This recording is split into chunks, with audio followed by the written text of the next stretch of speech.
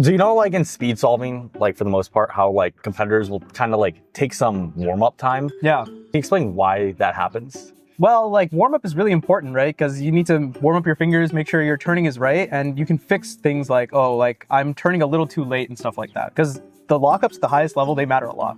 It only takes usually like 15, 20 seconds. They do a couple algorithms and they're good to go. Yeah, usually. Picture this. It's major finals. You're a judge of one of the top seeds. And your competitor is taking like a lot of warm-up time. And like, I mean like a lot of warm-up time. They're sitting there waiting for inspection to start. What do you do?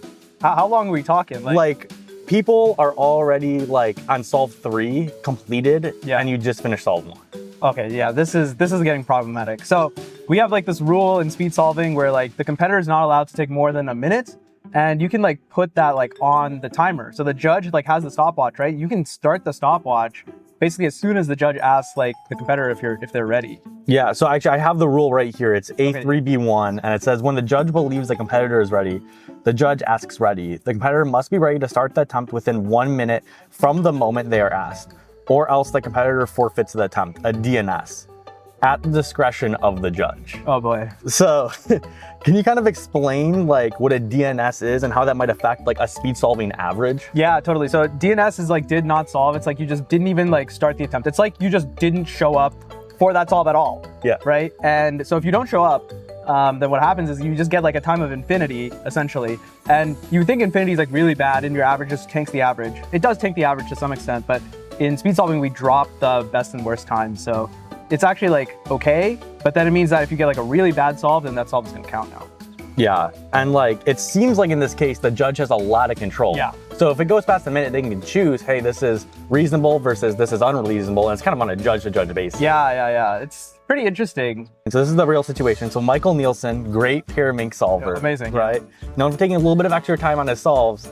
At US Nationals 2023, it's pyramid finals, super nervous, most likely. So he's taking a little extra time, but it's getting to the point where it's like a lot of time. So do you want to know what his warm-up time splits were? Let's hear it. Okay, so at solve 1, but we can tell from the broadcast, is like, it's probably about a minute at best case scenario. So he probably went like a minute 10 on it.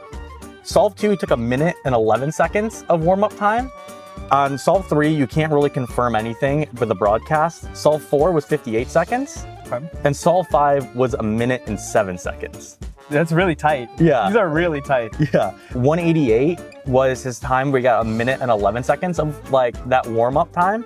And then on solve 5, his winning solve with a 170 is his minute and 7 second time. Dude, the margins are like super thin, because one thing it's like you take 2 minutes, like okay, like clearly this is egregious. These are like pretty tight, and it's also like if the judge doesn't start, it depends on when the judge starts the stopwatch also.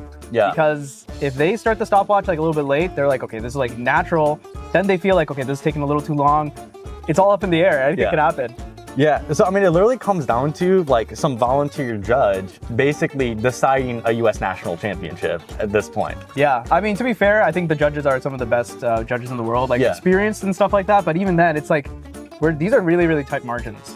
Yeah, so basically, Michael lucked out a bit because his judge let him slide and everything. It's really tight. This is like a really interesting scenario because, especially for something like pyramids, because it's like the margins are so tight that like any deviation here or there, even if he gets 7 seconds less warm-up time, that could be enough to like affect him if he's thinking about how much warm-up time he has and everything. Yeah, and you also see like Ezra Shear, who is doing like the same. He was going pretty fast through solves, and you know, obviously there's a different strategy. You get a minute, but it does have an impact a little bit on like calming yourself down, and some competitors are really into that.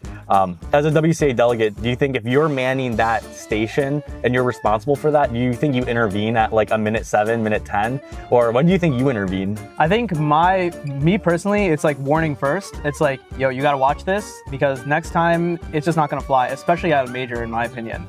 I think Oceania also had to deal with something like this, and they did the same thing. It's like, yo, this is not cool. Like, you gotta pull this back, and then if it gets egregious, I think you call it there.